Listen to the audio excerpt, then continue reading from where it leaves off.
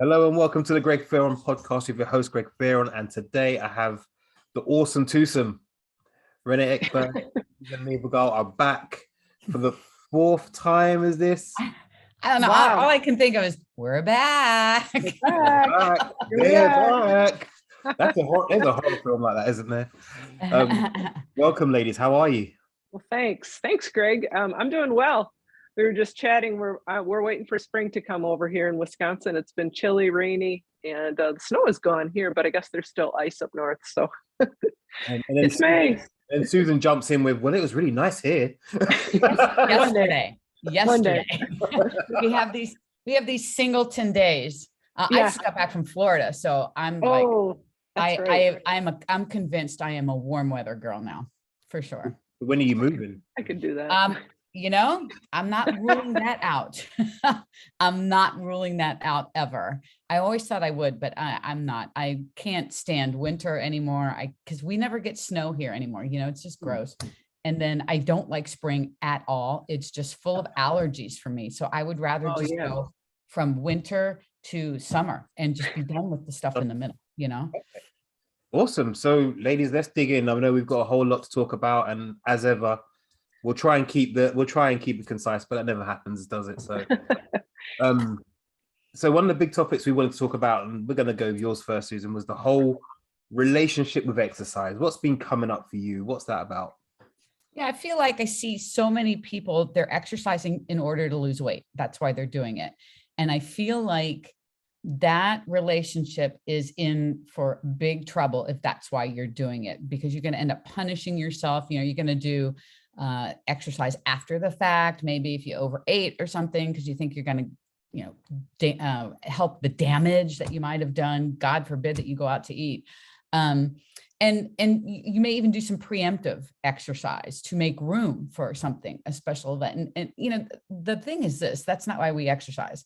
We don't exercise to lose weight. And I think that this needs to be stressed a lot. We exercise because we want to get stronger, build muscle, improve our heart health, improve our mindset, improve our joints, all those things. This is why we exercise. And if we can keep that relationship separate from the food relationship, we always talk about the food and that relationship, which is obviously very important and drives so many things, but it should not bleed over into exercise. We need to keep that relationship separate, because I feel like our health, first of all, is number one. And that's why we're doing it, for our overall health.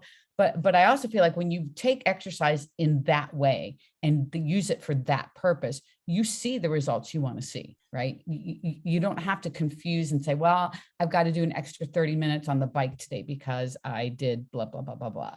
It just comes up a lot. And the whole more is better. I think I need to do more and more and more and more and more. And a lot of that is driven by your relationship with food, right? You're trying to make up for something or change something or help something by doing more working out. And let's face it, that's the easiest thing we can change. We can easily add a class, do this, do that, blah, blah. I just feel like it's something that gets lost in the food relationship shuffle. We focus so much on the food relationship, which is great. We need to do that. But we also need to look at the relationship with exercise and maybe how we can improve that. And breathe. Yeah. I don't think you took a breath in that whole. I am a musician, so we kind of almost circular breathe, Right, okay. So, I need to master. Renee, is this something you see as well? I think that while Susan was saying that, I started to think back to myself, and that is honestly, I wonder how many people, we say it all the time, but I find so many people don't know that. Like, I didn't know that. I thought that if I would just run more and become a runner and do more cardio, I would lose weight. I just didn't know, and I think it's like we keep saying it and get it out to the masses, because I just heard it again on Sunday. Someone just said to me, I was trying to lose weight. I ate less and I exercised, and you're right, that correlation with food and the exercise. And then we start to resent the exercise, because it's like, well, I'm doing everything I can. The key is not, like Susan said, not to put those two together, keep them in a separate camp, and then working on that relationship with your exercise and finding something you love so that you actually enjoy it, and it improves your life overall, not because it's going to help you lose weight, because that's separate. But is that why we see so many of these do this exercise for belly fat, Oh yeah, exercise to build your booty kind of thing? And because people are seeing their favorite influencers train 5, 6, 7 times a week, they feel that I need to do that in order to get that body. right. Or you eat in tiny containers for 21 days, and then automatically you're going to look like the person who does that. You know, Yes, the people that look, they're not doing, they're doing a lot more than what they're letting on or what they advertise. Or eating a lot less than that. Yeah. You know, it's interesting. I feel like, you know, the whole, whenever somebody talks about, I'm struggling to lose weight, the first thing out of their mouth is all the workouts they're doing, right? Yes. That is almost invariably the first thing they talk about. And they go through, you talk about me in one breath, they go in one breath and they do this whole long thing, right? And all the classes that they're doing, they're going to add this. Oh, I'm going to train for a half marathon too. And I'm going to and it's just like, and then you're like, you have not mentioned one single word about a thing that will actually help you lose weight, which is your food, you know? And so it gets messed up that way. That, you know, the whole weight loss card, they're focusing on training being the driver of that instead of nutrition being the driver of that car. And that relationship, you know, it's complicated, but you have to understand nutrition's in charge of your weight loss. Always will be. Training is a great complement to that. And then it's going to also improve your health while you're losing weight. So, you know, win-win. It's really funny when I first take on a client, often I'll say, we're going to exercise less. Mm-hmm. And they freak out. They're like, oh my God. Panic. Yeah, Panic. right? Yeah. Been there. I've been there, done that. Yeah. And I like, you know, I like to tell clients, you know, we're going to dial in the nutrition to change your weight, to lose the weight, but then we're going to add the strength training to change how you look. That's what's going to, you know, change how you look. Because a lot of women think, well, if I lose the weight, you know, and if I do cardio, but they're not building any muscle to change how they look once they've lost the weight. They don't understand that piece of it as well. For the body recomposition part of the program. Yeah. So looking toned rather than just losing weight, as it were. Right. Being a smaller version of what you are, you know, which is what happens, right? They don't look the way they end up thinking they're going to look. Right. You know, if they don't add in some strength training. And that's why I know all three of us have said this multiple times, that, you know, you don't have to love strength training. I mean, some people just don't. I can't imagine that, but some people don't. But that's okay. But it's important enough where you need to include it some way, shape, or form in your life, you know, at some point. You know, if you love doing Zumba, you love doing another class kind of thing, whatever, cool, do it. But you do need to get some weightlifting, some strength training in a couple days a week, maybe not for an hour, 2 hours, but just something so you can maintain mass and maybe even try to build a little bit of mass. So as you grow older, your life will continue to be more functional. That's number one. And then you can also potentially change how you look. Yes. What we're saying is diet for weight, exercise for shape, I guess is the message, right? Yeah. And exercise for health, you know, overall health. Exactly. Yep. And functional mobility and as you age. Yeah. I had a conversation with a client just yesterday where she said, it feels good that I can lift things and carry things without having to ask for help anymore. And she's in her 50s and she's loving it. And that's what you want to hear more of, right? Absolutely. Oh, and let me tell you, you want that, you know, I look back on 50 now and think, God, that was a nice time. I wish I could go back there. Jesus. It's more prevalent every day for me. I feel this every day, especially with the injuries and things I have going on. It's, and I see it so often with other people that it is so important to have strength as you get older. I mean, just for a more functional life or a more pleasant life, being able to do whatever you want to do as you get older in 80s and 90s and things like that. So And the I think the issue is too that people that are much younger, even 50 and younger, it's hard to see down that far down a road. I mean, it is. And I remember when I was a school counselor talking to the middle school kids about college or high school, they're like, what are you talking about? I'm in 7th grade, but they can't see beyond the next day. And that's kind of true for all of us to a degree. It's hard. I'll get to it later, or, it's not really on top of me until it is. And then you're like, oh, It just appears out of nowhere, doesn't it? It just all of a sudden it's like, it's here. It seems to be that way. Yeah. Got it. Okay. Yeah. And if it's not yourself, it may be people in your life.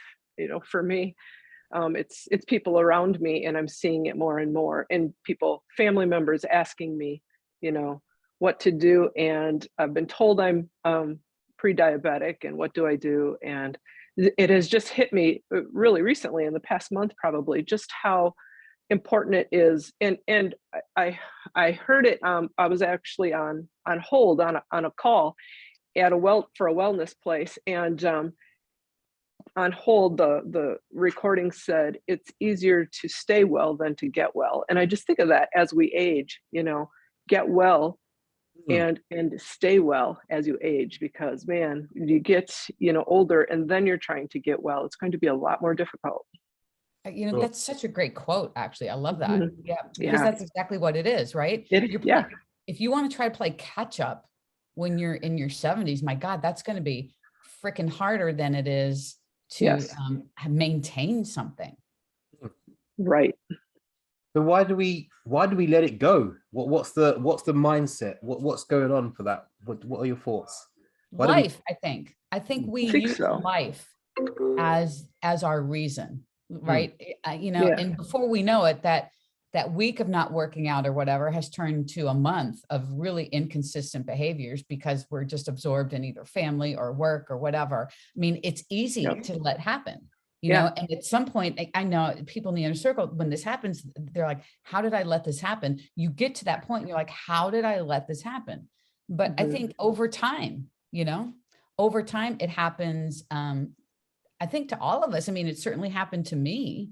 I think we've all let things go because of family and job and career, whatever, blah, blah, blah, normal stuff. But I think we have to be acutely aware, especially, as you start getting up there in age, you need to be acutely aware of your continuum. I'm acutely aware that my life continuum is getting smaller, and I am very much aware of what I'm doing and why I'm doing it, and I think that once you become aware, I think it's a little easier, but man, it's easy, I think, to let it go and not even absolutely. And then all of a sudden retirement is staring you in the face, or a spouse or a sibling, and boom, you're not well. And now you're slowing down even more, and you don't know where to begin. And you feel like you're trying to play catch up from the last 30 years.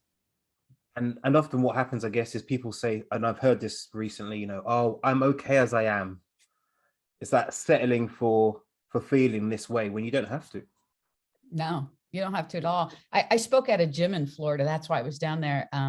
Basically it was a bunch of middle-aged women. I mean, it was fantastic. And I got that vibe from a couple of them. Like, they thought that's exactly what they thought, that, why bother? I can't anymore, because they've been led to believe that, and even some doctors, they get out of their wheelhouse a little bit. They get into a wheelhouse that's not theirs, and they start saying some stuff, you shouldn't lift weights anymore. I'm like, what? You got to slow down. Yeah.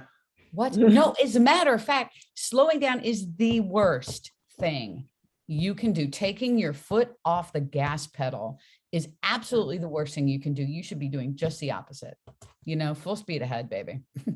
Absolutely. Love it. So I just want to switch gears a second. There's been a lot of things that I've seen on social media now about calories versus hormones, and especially around menopause. And we know that hormones, you're changing, especially perimenopause into menopause, hormones are changing. But what's the biggest factor? Is it calories, or is it hormones, or is it both? You want to go first, Renee? Well, let's see. Where should we begin? Well, I think I have I have a number of clients who are in this wheelhouse, and they want to immediately go to the hormones, and that they want that to be the first go to. Well, it must be my hormones. Well, my metabolism must have slowed down drastically. I can't lose weight. It's the hormones, it's the metabolism. And it's like, well, wait a minute, we don't know that. Why are you settling for that? Again, settling for saying, well, that's what it must be, and this is, I'm doomed to this life. Because I actually have a client who said that to me, but I'm in menopause now, so I can't. And I said, if that were true, then every woman in menopause would be overweight. And she said, well, most are. And it's like, well, then you're just going to settle for that? You're just going to say, well, then I guess that's what happened and I can't do anything about it, so I guess that's my life. No, we don't do that. But the first thing is always let's start with the calories. Let's see where you're at. What are you eating? How much are you eating? Let's work on just finding where your maintenance level is at, and let's see what we can do. And when everything else is ruled out, have you had blood work done? Do we know it's hormones after we've really worked on the calorie end of it first? That's what my take is on it. I mean, I agree with all that too. Absolutely. I like to ask people, what do you think the hormones do? Like, what do you think they actually are doing to keep you from losing weight? It does, and they don't know. They just have heard that, right? Right. Because I guess the important thing to remember here is hormones make things challenging. Yes. And could it be that you are having some hormonal issues, whatever that is, by the way, Right. This is a big umbrella. Okay. But we'll just leave it there. But you could be having hormonal issues, and you can still lose weight. It just might mean that, guess what? Your calories may have to be a little bit lower than what you would love them to be, and because you don't want to go down there, and that might be a good decision for you. I don't know, but maybe you don't want to go down that low. Okay. You're assuming now, well, the hormones aren't letting me do it. No, you're keeping yourself from digging in and getting over this hormone hump. Hormones, it depends on what's happening, to be honest with you. And if you are diagnosed with something, generally speaking, a doctor can probably help you in some way, shape, or form with medically to help with whatever your specific issue might be. But the bottom line is this: the science of losing weight doesn't change with or without hormones. I mean, you know what I mean? We all got hormones. They're always going to be here. So, you eat less than your body needs and you're going to lose weight. It's just a matter of finding that number. And then we have to be consistent with that. We can't try it for a few days and say nothing works, which I find is the default, right? Yes. We try something, the scale spiked. Oh my God. See, it doesn't work. I'm gaining weight. Somehow we gained weight overnight, and then we're thinking it's fat. I gained fat all in one night, and then we go down the emotion thing, right? So now emotion is running the show. And when you allow that to happen, you have screwed yourself from one end to the other. There's no, you will be forever spinning your wheels as soon as emotion drives that car. And that's a big issue. I recently read a study where they had some ladies track their calories. They asked them to guess how many calories they had. And I have to share the study with you. It's awesome. The biggest percentage of the group, so about 30 to 40%, underreported by between 2,400 and 4,000 calories. Call me surprised. Knock me over. and you know what, I'll tell you though, I feel like, and to put it out there, I honestly feel like a lot of people don't try to be deceiving about that necessarily, right? I think a lot of people are mindlessly consuming that many calories. And I know some people are like, how can you mindlessly consume? Well, when you grab handfuls and stuff all day long, guess what? The grand total is going to be somewhere like that. But they're mindless calories because they don't fill you up. So you don't feel like you have a stuffed belly, as opposed to when you go out to eat and you're full and you eat more than normal, your belly almost feels fat, right? Because it's got food in it, duh. So it's going to feel bigger. But when you snack and nibble all day long, you never get that feeling, right? You never get the feedback that you're full. And so you keep doing it. if you're not tracking every single thing, like the oil you're cooking with, or the creamer that you're putting in your coffee, or the liquid calories that you may be consuming that you're not even thinking about. Right. You're not tracking it, and that can add up so fast. Oh yeah. There's always this thing that calorie counting is obsessive. And obviously we know that it can impact people who are vulnerable about in their relationships with food. But if you track it and really and be honest with yourself, it can show you so many things, right? Yeah. Right. Well, tracking's not meant to be a lifelong thing, but you certainly can't make progress if you don't know everything that you're eating and you're not keeping track of it in the beginning. You have to have a baseline of, you have to know what you're putting in your mouth. Yeah. And a great exercise is just to have people write everything down on a piece of paper, everything they put in their mouth. And I really am a stickler about the paper thing and pencil, like write it, because when you take the time to write something, it's in here. And the last thing you want up here is another handful of chips. You know what I mean? You know, or if you're in doing it as you're eating it, or before you eat it, even if you're trying to do it at the end of the day when you're tired and you just want to go to bed, forget it. If you're trying to do it the next day and you're thinking, let's see, what did I eat yesterday? There's no way. I mean, I've done that. I've tried to, let's see, did I eat that yesterday? I don't know. Oh yeah, that's right. And I also ate. It always comes back to you after the fact, but there's no way you can accurately track if you're doing it after the fact. Yeah, no way.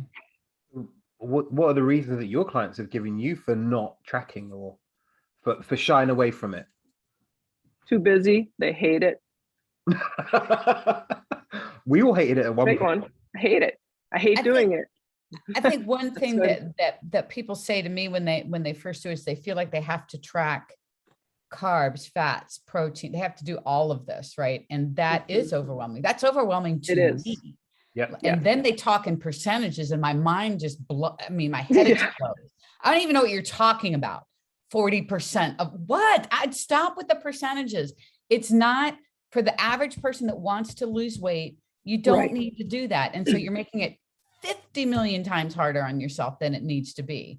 Simplifying it down to calories and then protein, hopefully, is really the way to do it. And it seems a lot less cumbersome. But even for somebody who's new to tracking, that can seem like a lot. So, I have them start with one meal.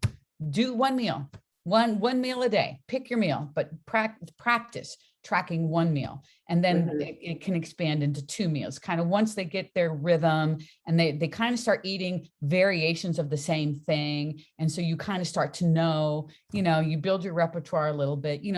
It's like anything else. You build the habits.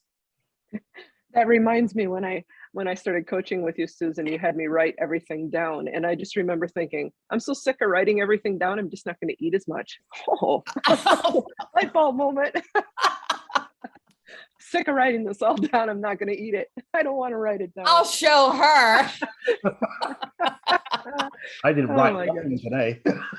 Love that. Brilliant. Yeah. But what about starvation mode? I mean, because that's the big thing that I'm hearing a lot is starvation mode. My metabolism is broken and it's driving me crazy. That is probably the biggest overplayed something on the history of the earth. My damaged metabolism, I don't think people understand what it takes for you to actually damage your metabolism. And I can tell you, it's not what you're doing. It's not that. I think people confuse adaptation to damage. And I think there is there obviously is a difference.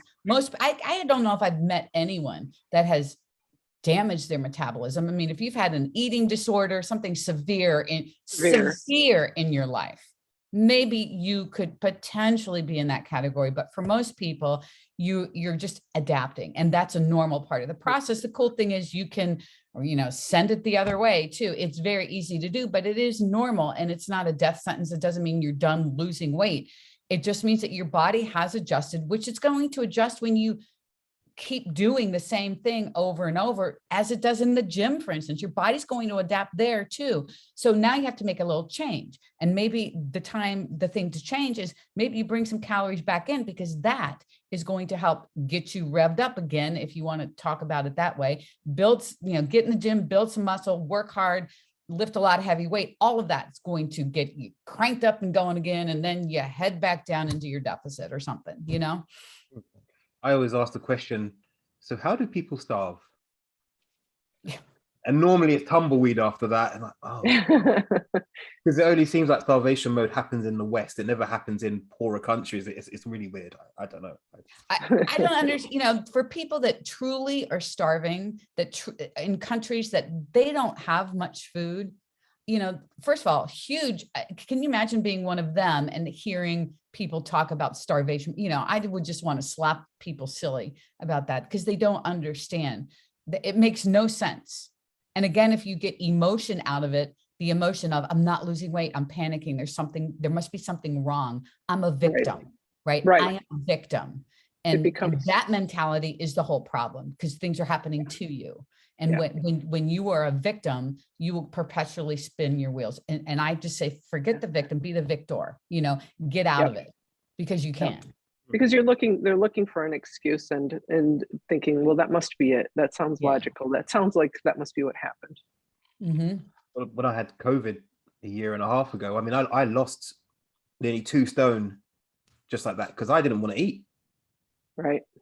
I was living on wine. In fact, I had wine gums and Lucozade, because that was the only thing that I could taste and that I enjoyed eating, because I lost my taste. Oh, really? Yeah, it was horrible. Oh, it was awful. So even my favorite foods, my chicken and all that stuff, could not eat it. So I lived on wine gums and Lucozade. So a little bit like wine gum. What is that? They're soft, like chewy sweets that just. Oh, okay. So okay. They're pretty calorific, right? A bag of them is like 600 calories. Got it. Oh, okay. But I'd have maybe one of those a day plus some Lucozade just to get some sustenance. Yeah. 2 stone. Did it become a texture thing since you couldn't taste food? Then the texture felt weird? The texture was okay, actually. It was more just the fact that it was the only thing that had a strong enough flavor for me to enjoy it. Wow.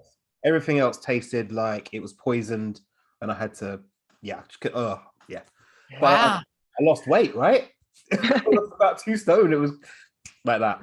Gone. Wow. Yeah, it wasn't pretty. So, yeah, for all those people who are worried about starvation mode, you're probably okay. And I think if people really think about that, it makes no sense. I mean, from a logical standpoint, eating less than your body needs does not require you to, you will not gain fat, right? Eating less, it just doesn't make sense. It's not logical. And so then it's like, well, then why is it so prevalent kind of still, really? I mean, it's maybe not as prevalent as it used to be, but it's still kind of out there. And I guess it's just all about emotion, frustration, not being consistent with what they think they're being consistent with, and blaming something else, being the victim, and all of that. Really good marketing, because there's a lot out there talking about, well, have you tried a calorie deficit and it didn't work? And obviously these people have tried the calorie deficit for maybe 2 days. So now that broken metabolism, they need to reverse diet. Boy, buzzword after buzzword here, right? In that one sentence. I've just told my new program for $97. There you go. But it's here, right? We're going to stoke your metabolism and bring you into a reverse diet, and your life will be wonderful and just be magical, right? How much is it, Renee? I want it. I want it. Yeah, $59.95 for 3 days only. 3 days only. Early bird price, right? Right. Yeah. Only that. Yeah. And I think a lot of the marketing around fitness plays to those emotions. Sure. Which is why people now, I've tried that, so it must be this thing. Mm-hmm. And people think they've tried, but they really haven't tried. And I think that's kind of what it boils down to, doesn't it? They haven't really tried anything long enough or been consistent with anything long enough to see if anything, works. And the people that say the calorie deficit doesn't work for me, I'm like, come on. You're not a special snowflake. It works for everyone. The issue Because it's has been that hard. you just haven't found the calorie deficit for you Right, yet. right. Because it's difficult and they don't want to Yeah, have it be difficult because it is hard. it is. It is. Absolutely. Gaining weight is so easy.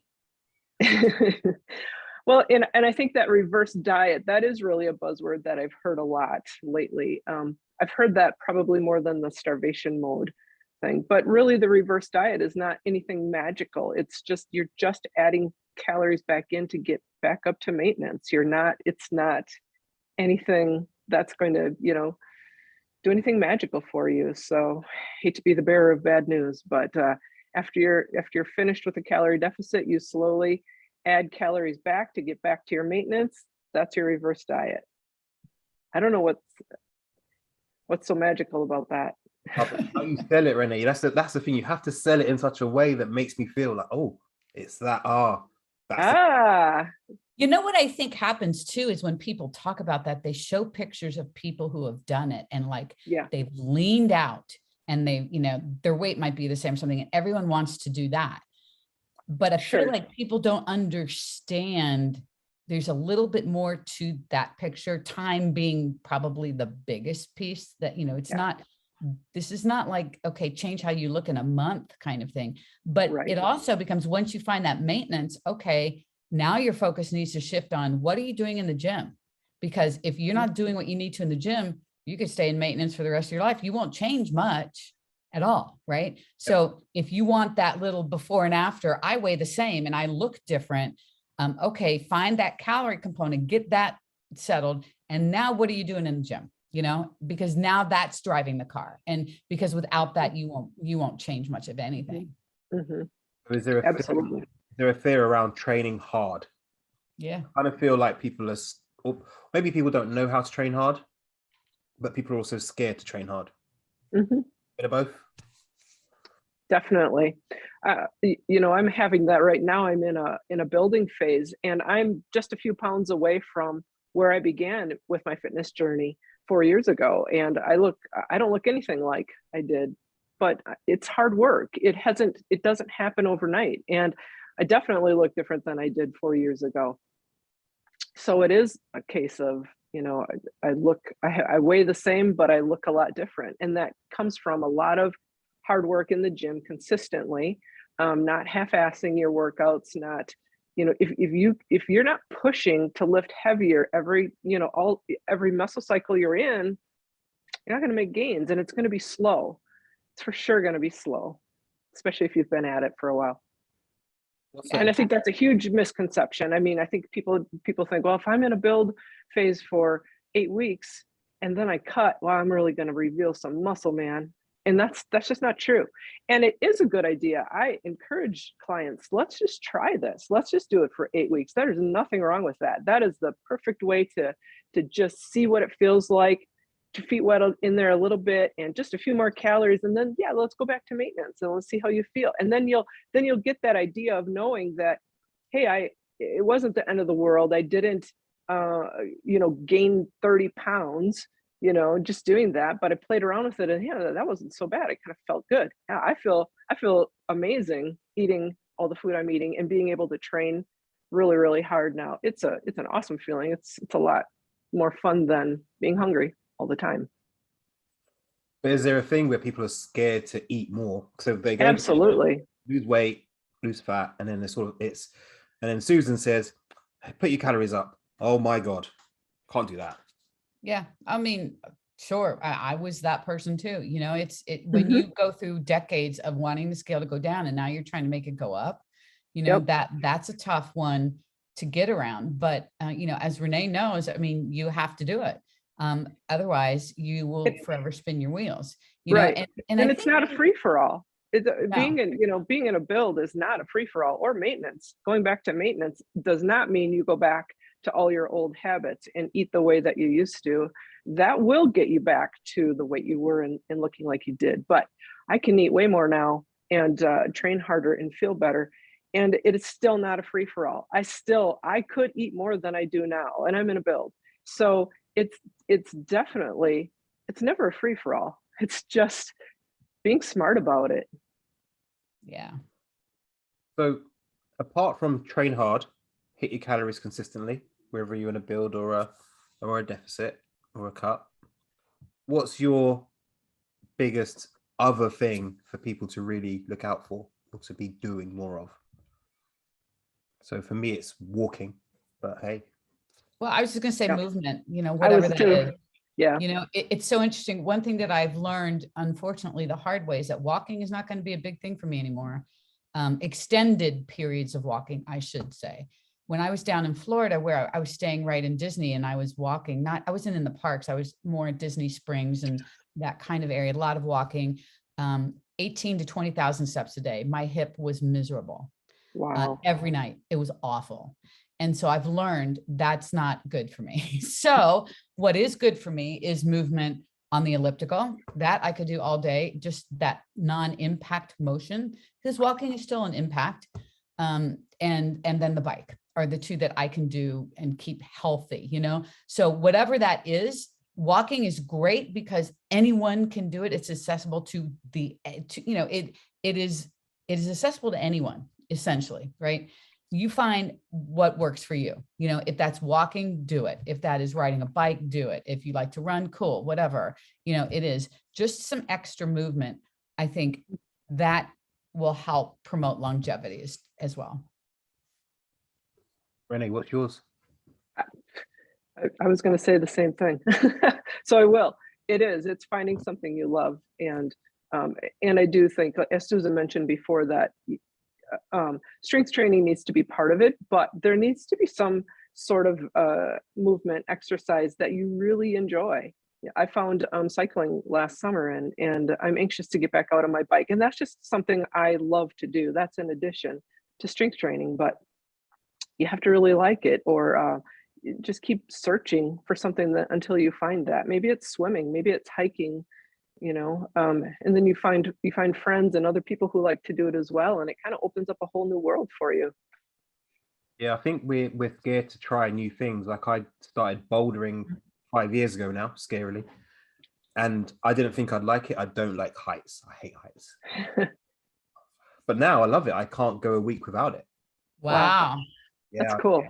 Yeah, I love it. But I think that's a big thing, that we don't have hobbies anymore. Literally, people work. That's true. Eat and sleep nowadays, and I don't know what's driving that. That's a really interesting point. Someone asked me today down in Florida about other things I like to do. I had to struggle. I was struggling to see what is it that I do that I like to do that I'm obviously not doing very much of because I can't think of it because I'm so immersed in all the stuff, and it's a perspective that, I'm really becoming more aware of. Like I want other things in my life too, more so than I have before. I'm immersed in work. I'm immersed in keeping my hip healthy and just my health now with all the craziness that's happened to me in the last 6 months, just being very aware of that. But I need to step away from that too and find other things that I like to do. Mm-hmm. Things that give you pleasure. Yeah. But maybe we've lost that. Maybe we're so focused on work and things we have to do, we're not being. And I know it sounds really cheesy, but we just lost our being part of us because we're so busy working, or everything has to have a goal. Mm-hmm. But sometimes it can just be, I'm going to chill out and read a book. Yeah, for sure. Like, I'm on summer. That's what I can do in the summer outside. Yeah. outside. Fire pool. I can't wait. We've had a bit of sun, and as soon as I was out there with my book, relax. Nice. Yeah. But is that society then? This whole hustle all the time. You have to be doing something productive. It has to have an end goal, if that makes sense.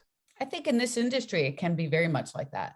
I think, when you see our mutual colleagues out there and people that we all follow or something, and it looks like they're grinding all this time, and that can get in your head thinking, oh my God, I'm not working hard enough, Yes. or whatever.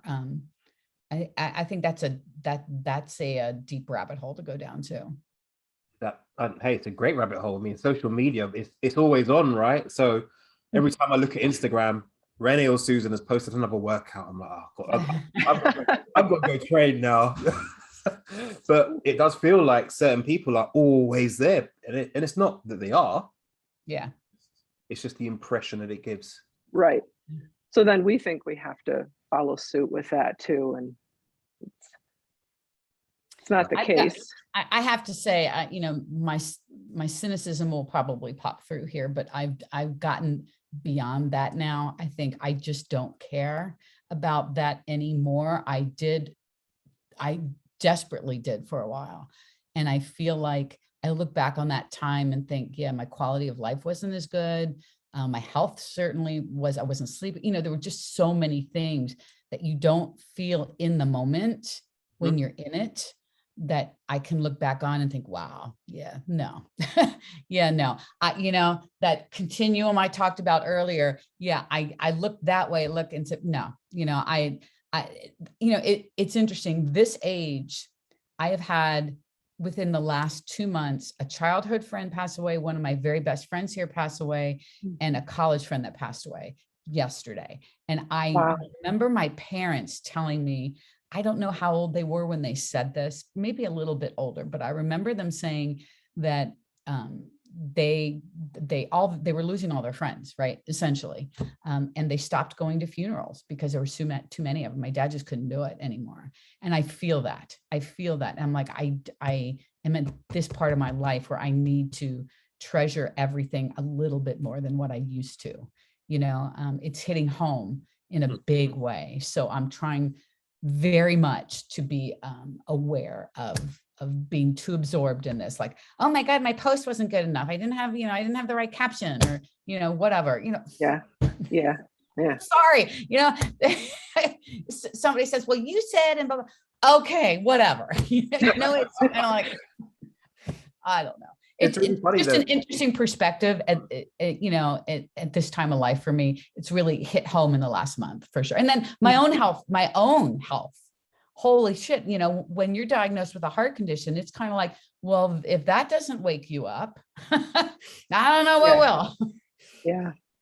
Wow. Well, sorry for the losses you've had. I think I've had the similar thing where I've seen my friends that I've grown up with, I've seen, their parents get ill or die over the last maybe 2 years. And that, I agree, has definitely been a bit of an eye-opener and say, hang on a minute. I don't need to hustle all the time. It's Instagram, Facebook, whatever will be there tomorrow. There's no rush. Mm-hmm. Yeah. Yep. Yeah. When the world didn't fall apart when you stop posting a little bit, right? No. Yeah. It goes on. Yeah. And then when people say they haven't got time to track, I just go, look, let me see your screen time. Yeah. Great point. Yeah. I think I've definitely as well, just as Susan said, my own health is really good right now, and I feel great. And I've just been kind of impressed upon to continue that journey as long as I can. And I just want to stay healthy and stay strong. And I want to help the women around me to not succumb to the pressure of, you have to look a certain way. You have to be happy all the time with what the scale says, because you're not going to be. Let's just work on things to make you healthier as you age. Let's make you stronger. I spoke locally recently, and there's so much basic information just to get out there. People didn't know what I talked about protein, and they were like, what is protein? I know. It just doesn't, we don't have to go over the top. It's just, let's, try to hit the basics and get better at that and enjoy it as we go, and stay well instead of try to get well, try to get to that point. It's funny because I think, and especially in our industry, I think there is this thing of, I need to learn something more. Let me just check out that person, and let me be in 10 Facebook groups, and let me follow everybody. And I really enjoyed deleting a whole load of people over the last 2 years, just because implementation over consumption, right? Yeah. Mm-hmm. Definitely. For sure. Awesome. So ladies, as ever, it's been like, I could just talk to you guys forever. We need to do it in person sometime. Right. When are you guys coming over, or do I need to come over there? Susan, let's go. We'll plan a road trip. There we go. I'm up for Sounds it. great. I've got a great friend who's in Arizona. Her name's Michelle Barnes. You guys would love her. But I think all of you should come over. That would be fun. That would be fun. Yeah. I am all about doing stuff like that. Hey, hold I on. could I'm sure definitely be all about. donuts before. We talked about this before, didn't we? Donuts. Yes, we did. Yes, we did. I have not forgotten. Yeah, I knew you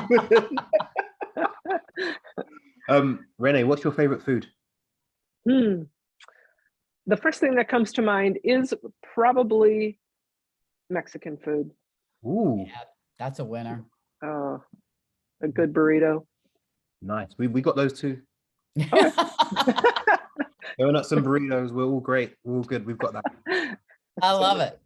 So, ladies, just leave one big tip for anyone listening back that they can take away and run with it. What would be your top one out of this episode? I'd say that you are in control of this. You know, sometimes it feels like you're not, and we get into that victim mode. So understand that you control the narrative, you control how things are going to go. That's the great news, right? That doesn't mean it's not going to be hard. That doesn't mean that, you know, everything's going to happen quickly. No, it is going to be hard. That we can all agree, you know, and say, yeah, it is going to be hard. But the cool thing is you can still make it happen. And I think we need to believe that.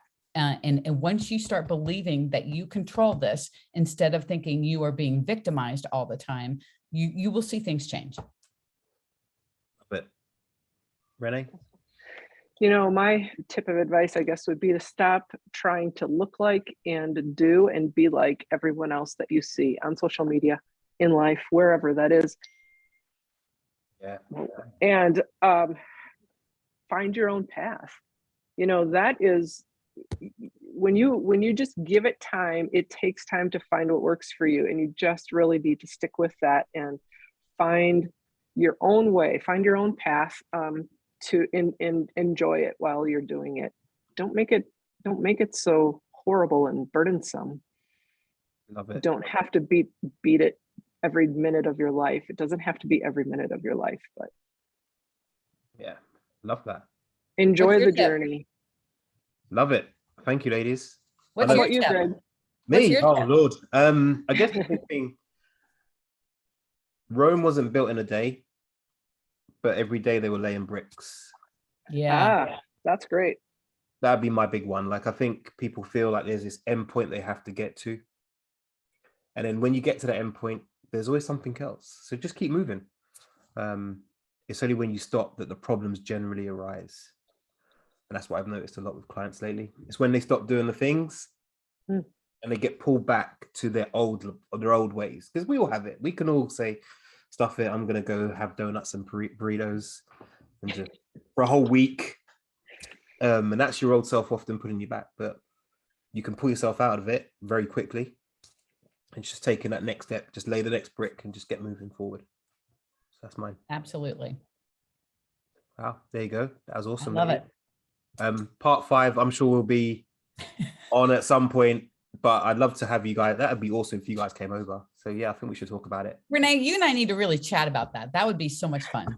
I would love it. Yeah, I'd look after you. Don't worry. I'd even over. Hey, yeah, this would be awesome. It would be. She and I will chat. Okay. We will. For the listeners, share this podcast with all your friends and family. I'll put links to how you can find Susan and Renee and their awesome content in this Instagram, you name it, everywhere. And ladies, thank you very much. Thank you, Greg. It was great. Thank you. Bye-bye. Bye-bye.